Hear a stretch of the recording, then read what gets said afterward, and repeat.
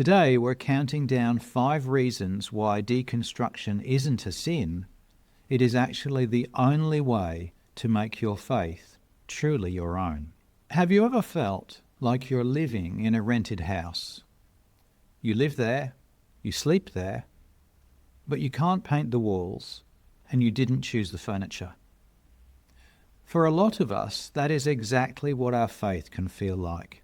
It's a rented faith, handed down by parents, pastors, or culture. But here's the hard truth. Your spiritual life doesn't actually begin until you start questioning the landlord. I'm David, and this is a place to explore the evangelical movement, support the journey of deconstruction, and ask, what's next?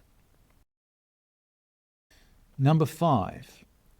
Biblical literalism is collapsing. We start here because it's usually the first thing that breaks. You're told the Bible is a history book or a science textbook. But then you learn about geology, or you read the contradictions, and the maths just doesn't work. In the 18th century, Emanuel Swedenborg argued that reading the Bible literally is actually the lowest way to understand it. History, without meaning, is dead. He taught that Scripture has an internal spiritual sense. When you deconstruct literalism, you aren't destroying the Bible, you're opening it up to find its relevance to your own journey, beyond the impossible surface. Number 4. True belief cannot be compelled. If you believe something because you are afraid of hell, or because you don't want to lose your community, that isn't faith, it's compliance. Swedenborg wrote extensively about spiritual freedom. He argued that God never forces us, because love that is forced isn't love, it's control.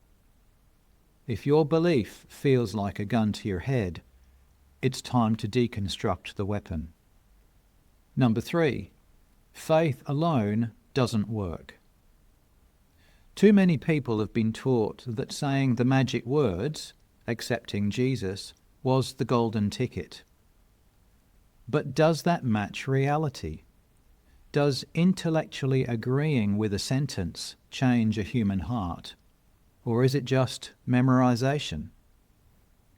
Swedenborg critiqued the doctrine of faith alone mercilessly. Faith without love in action is dead. Deconstruction allows you to move from a transactional faith to a transformational life. Number 2, scoring brownie points versus changing habits. This brings us to good works. We often perform goodness to prove we belong, but that's just exhaustion. Real spiritual growth isn't about scoring points with God, it's about regeneration, growth, the slow, messy work of changing bad habits simply because they hurt people, and learning to do good because it is who we are. Good must be done for its own sake. You have to deconstruct the performance to find the practice. And number 1, it's not yours until you question it. And this is the most important reason. Your parents' faith, your pastor's faith, it will never be your faith until you chew on it, challenge it, and even reject those parts of it that aren't real for you. Truth can't become part of your soul until you accept it rationally and in freedom. So if you're deconstructing right now, you aren't falling away. You're finally doing the work to move from a rented faith to a home you actually own. Deconstruction can be scary, but it's absolutely necessary, and it looks different for everyone. For some of us, we remain in the tradition we started with, and maybe the changes appear to be minor. For others, it's earth-shattering. But whatever the case, It's not a road you need to travel alone.